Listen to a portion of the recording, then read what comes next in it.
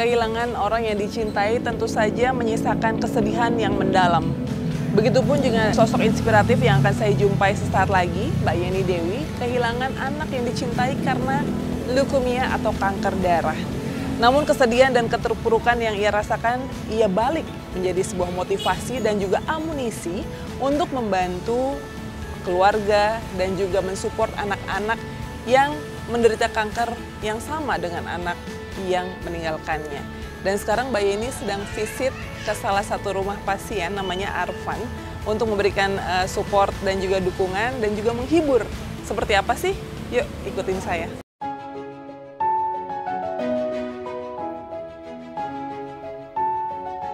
Ini apa itu? Ini tank. Ini tank. Halo pemirsa, apa kabar? Sekarang saya sudah bersama dengan Mbak Yeni Dewi dan ini adalah adik Arfan yang kita kunjungi hari ini. Mbak Dewi apa kabar? Alhamdulillah. Baik. Arfan lagi main kereta ya? Iya, ini dipasang ya. Pemirsa, Mbak Yeni ini hari ini sedang visit ke adik Arfan dan iya, ini sedang bermain ya. kereta pemirsa. Kita sambil ngobrol ya Mbak Yeni ya? Iya.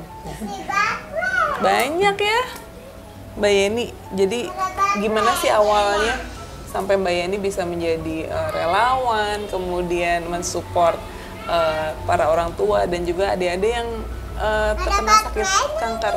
Iya. Itu gimana ceritanya Mbak? Jadi ceritanya ya hampir mirip kayak hari ini. Waktu itu saya punya anak laki-laki. Ya, seusia Arfan juga. Seusia Waktu itu usianya 5 tahun. Terdiagnosanya Leukemia. Awalnya dari situ, anak saya sakit selama 2 tahun, lalu berpulang, dan 1 bulan kemudian setelah anak saya berpulang, saya udah kembali lagi ke rumah sakit. Rumah sakit. Iya. Aku pasangin Pasang ya. Ini nanti untuk Bentar dipasang ya. di baterai, di sini. Mana kita lihat ya.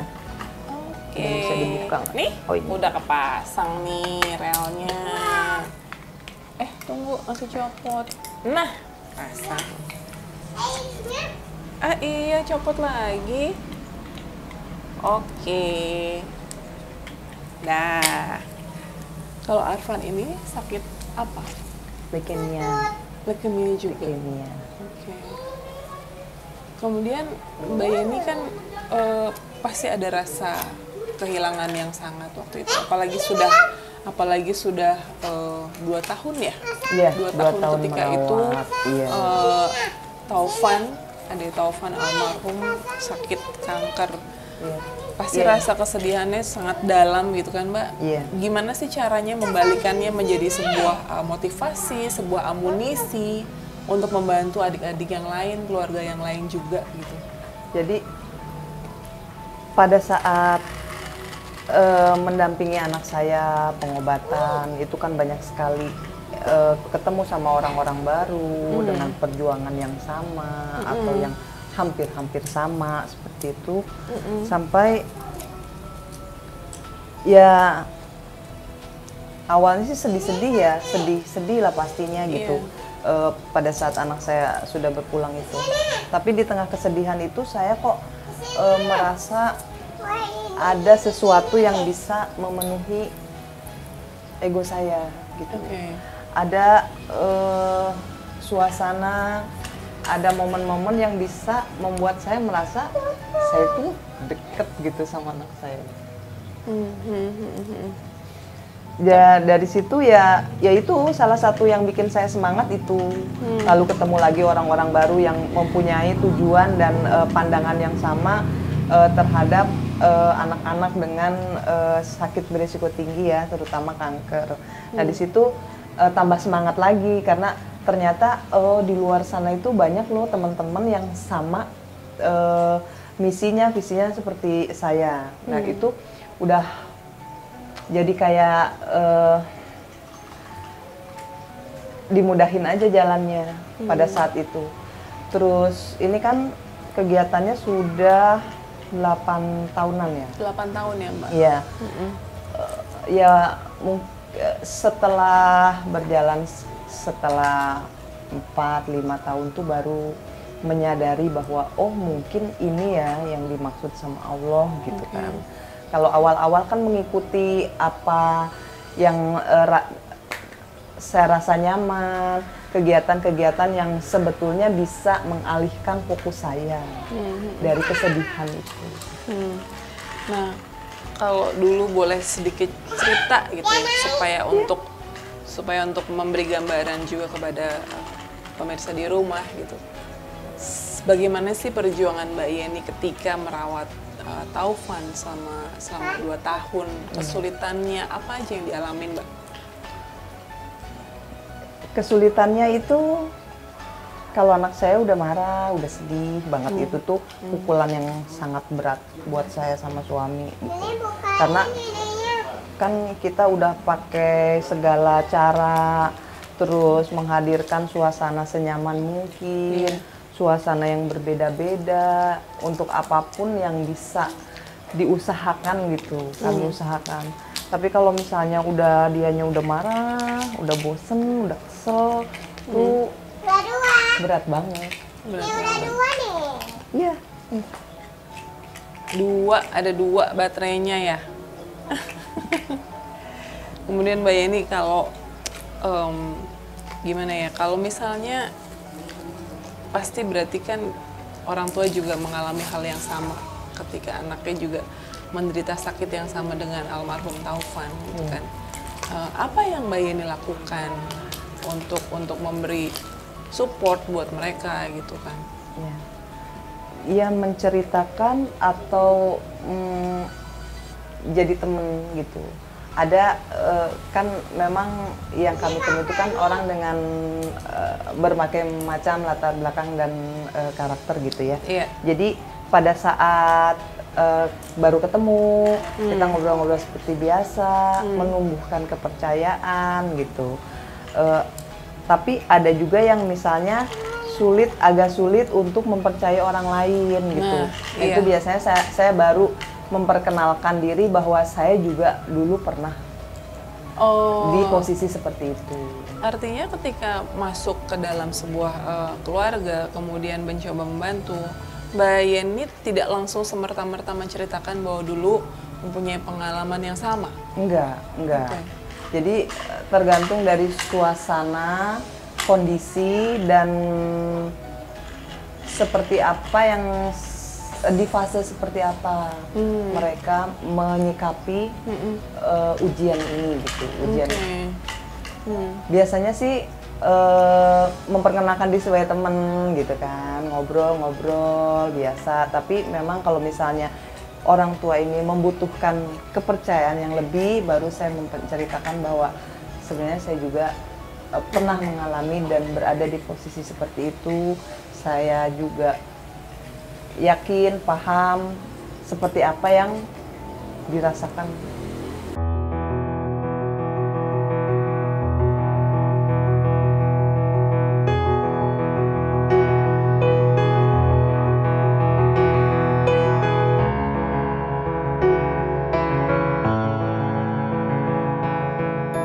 Tapi Mbak, ada nggak sih Mbak kesulitan kalau misalkan untuk kayak sekarang sudah bisa bermain dengan Arfan dan juga sudah bisa mensupport orang tuanya gitu kan, untuk masuk ke dalam keluarga ini pasti kan butuh waktu gitu kan. Kesulitannya selain untuk meraih kepercayaan itu apa? Kalau pendekatan sih apa ya, caranya aja yang berbeda-beda. Lalu kesulitannya itu ya selagi kita bisa datang dengan bikin mereka senyum aja gitu ya, bikin mereka senang, itu kan udah bahagia banget. Tapi kalau misalnya pada saat kita datang suasana sedihnya lebih besar, dan itu kan jadi tantangan tersendiri bagaimana bisa cair dalam waktu yang terbatas gitu. Kayak visit atau ngobrol lewat telepon itu kan terbatas. Ada diperlukan berapa fase nih, berapa kali pertemuan nih supaya bisa mengeluarkan apa yang ada dalam apa namanya hatinya gitu kan, beban pikirannya. Kan itu jadi target kan. Betul. Kalau bisa secepatnya gitu kan, Iya. enak gitu kan kalau pas ketemu ngobrol, ketemu terus ada sesuatu yang berkesan yang bisa menimbulkan semangat itu tumbuh lagi, tumbuh dan tumbuh terus gitu. Iya, ini mau dipasangin. Jadi Tunggu kalau ya, ada sebentar ya. kondisi-kondisi yang berat banget, getir gitu, itu udah. Berarti kalau ada kondisi seperti itu tidak menguak luka lama Mbak Yeni lagi ya? Ya di situ dari awal sampai dengan hari ini saya merasa ada ego yang terpenuhi gitu. Karena kan anak saya ada di setiap fase mereka. Ada di fase terdeteksi, ada di fase berat, ada di fase membaik, ada di fase mulai ringan gitu kan. Ada juga di fase kritis, ada di fase paling. Dan itu yang saya dapatkan yang kadang nggak susah ya saya ngebaginya sama orang lain tuh, bahwa suasana-suasana kayak gitu tuh ya semacam yang Allah kasih buat saya, bahwa masih ada waktu dan kesempatan untuk bisa merasakan lagi tapi dengan suasana yang berbeda dan bisa lebih tahu bagaimana cara menghadapinya. Iya. Adakah kalau tadi Mbak Yeni bilang bahwa itu adalah untuk memenuhi ego, gitu kan? Walaupun artinya itu seperti kembali lagi merasakan, tapi dengan suasana yang lama gitu, yang berbeda maksud saya. Tapi gimana caranya supaya spirit itu tetap ada ya Mbak? Maksudnya pasti kan mungkin ada rasa sakit yang berkali-kali terjadi gitu kan ketika berada di situasi yang sama gitu. Jadi bukan memenuhi tapi terpenuhi ya. Karena tanpa disadari dalam perjalanan itu mendapatkan itu. Nah, kalau kesedihan sih kalau sampai sekarang juga pasti nggak hilang. Iya, namanya betul. Dia buah hati kita gitu kan. Tapi ada sesuatu di hati yang kadang saya ngomong sendiri gitu kan. Ih kakak gitu kan, saya manggilnya telepon kakak. Kakak liatin deh teman kamu sini hari ini kayak kakak dulu kan main apa kayak gini kan, saya seneng banget karena anak saya juga dulu sama. Kalau misalnya apa pasti rewardnya itu mainan gitu. Iya. Kalau sekarang saya mau tanya soal komunitas Taufan sendiri Mbak. Itu kalau sekarang kan Mbak Yeni karena pandemi, jadi visit ke rumah pasien gitu kan. Kalau misalkan di normal, apa yang dilakukan oleh komunitas Taufan Mbak? Home visit juga iya. Karena kan program kami itu ada home visit, ada support visit dan bangsal visit itu yang reguler. Itu setiap minggunya pasti ada. Dan ini emang saya juga kayak agak grogi lagi atau gimana gitu karena udah lama kan nggak home visit. Jadi kita biasanya visitnya pakai Zoom gitu. Pakai Zoom. Iya. Cuma kalau pakai Zoom kan kayak kurang dapet ya Mbak emosinya ya. Iya, lebih dapetan sebenarnya ngobrol ya. Iya. Ngobrol lewat telepon itu Betul. lebih. Tapi ya akhirnya kan beradaptasi ya. Betul Mbak. Tapi kalau misalkan dari komunitas Taufan sendiri itu sudah berapa relawannya? Relawannya sampai dengan hari ini itu ada 500-an ya Fit ya? Ada sekitar Ada 500? Ada 500 banyak ya? Dan kami sudah mendampingi itu Berapa pasien? 1.500 plus. 1.500 pasien. Itu bagaimana membagi Kalau dilihat dari dirinya? jumlahnya susah ya. Iya, Gimana, Mbak? kadang juga kami gimana gitu ya, tantangan tersendiri karena pasien dampingannya banyak, kadang membutuhkan pendampingan dalam waktu yang bersamaan. Nah, itu iya. bertantangan banget. Tapi ya kami akhirnya mengkategorikan ada pasien dalam kategori sedang, ringan, dan juga berat. Iya. Nah, bagaimana memprioritaskan bahwa ketika ada yang bersamaan seperti itu, Mbak? Oke, yang ini dulu yang didampingin, yang ini mungkin nanti setelah ini. Itu gimana memprioritaskannya, Mbak? Kalau yang berbentuk pendampingan support system itu kan kami alhamdulillah dibantu dengan banyak relawan dan juga dari latar belakang yang berbeda-beda dan banyak juga yang fokus di dalam kesehatan gitu. Dan juga relawan-relawan kami yang memang mempunyai latar belakang dengan kondisi seperti ini. Ada keluarganya yang berpulang, ada yang sakit juga. Nah, kalau pendampingan support dalam bentuk material dan finansial, kan kami juga menerima dan menyalurkan donasi langsung dari donatur. Jadi donatur bisa ngasih langsung dalam bentuk uang atau dalam bentuk barang apapun langsung ke pasien. Nah itu biasanya kalau dari donasi-donasi langsung itu seneng banget karena pasiennya jadi lebih banyak gitu yang bisa dibantu dalam periode bulan tersebut. Oke.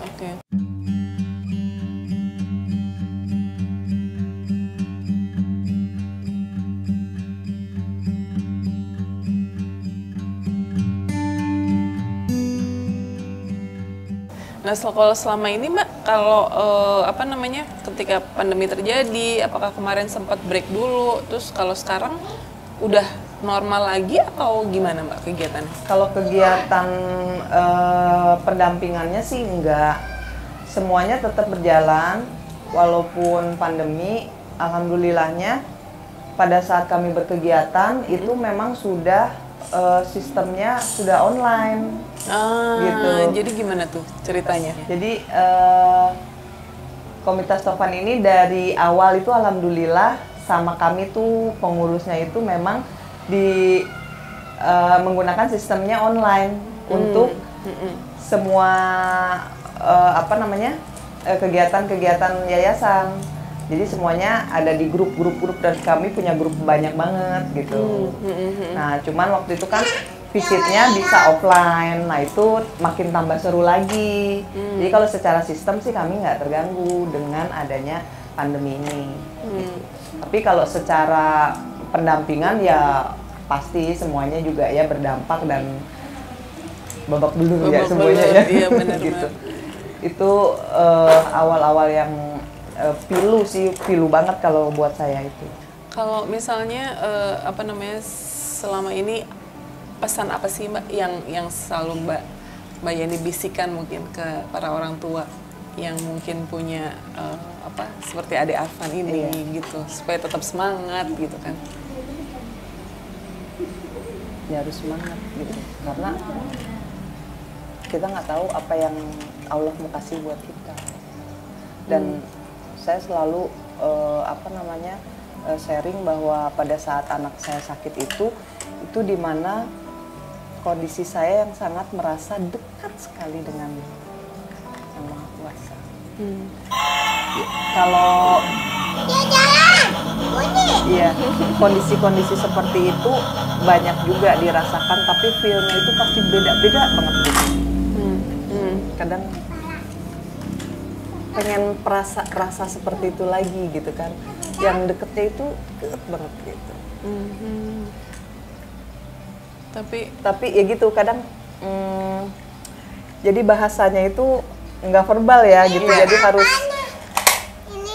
yang sudah mulai mendekati fase itu paham apa yang saya maksud gitu. Kayak nggak ada sekat gitu kita sama Allah itu. Kayak udah bisa ngobrol begini kan, kalau kita ngobrol begini kan rasanya puas banget gitu ya. Kadang-kadang kan kalau saat berdoa itu kan tergantung dari kondisi kita, seberapa tulusnya keyakinan kita. Kalau menurut saya yang mempengaruhi doa itu nikmat. Betul. Tapi kalau sampai sejauh ini untuk donasi atau misalkan dana yang diterima itu masih mencukupi Mbak untuk semua tadi 1.500 pasien? Alhamdulillah sampai dengan hari ini mencukupi. Karena kan dari total pasien dampingan di database kami seperti itu kan semuanya bergiliran ya, datang pergi kan. Iya. Gitu. Jadi kita mulai dari 3 bulan pertama, nanti dilihat kondisinya seperti apa, baik itu secara diagnosa, baik itu secara apa namanya kondisi sosial, ekonomi, keluarga gitu. Terakhir Mbak, aku mau kalau adik Arfan ini bisa diceritakan kondisinya Mbak? Jadi Sedikit Arfan aja. ini ketemu itu waktu Arfannya masih kecil banget, usia sekitar 2 tahun lah. Tapi memang pembawaannya sampai dengan hari ini itu nggak berubah. Dia anaknya periang. Periang sekali soalnya. Iya, periang banget. Dan dia sudah waktu itu mencapai selesai pengobatan kemoterapi sesuai dengan jadwal yang ada di protokol kemoterapi. Tapi beberapa tahun kemudian dia relapse. Sel kankernya kambuh lagi dan memulai lagi dari awal dengan kondisi ya. Iya. Ada Arfan. Nih, udah jadi nih. Keretanya nih. Udah jadi nih. Oke Mbak Yeni, terima kasih banyak ya untuk waktunya siang ini. Aku udah bisa gangguin. Udah bisa ngikut, ketemu sama adik Arfan ya. Ketemu di rumahnya Arfan, kita main bareng lagi Main sama bareng ya. Arfan, iya. Oh cepet lagi ya. Terima kasih banyak Mbak Yeni buat waktunya siang ini. Nanti pasti kita akan ketemu lagi. Iya. Itu tadi pemirsa obrolan saya dengan Mbak Yeni Dewi dari komunitas Taufan. Nantikan perjalanan onlog selanjutnya karena saya pasti akan bertemu dengan manusia-manusia bermanfaat lainnya. Karena sebaik-baiknya manusia adalah manusia yang bermanfaat bagi orang lain. For the greater good. Saya Reni Kusuma pamit, sampai jumpa.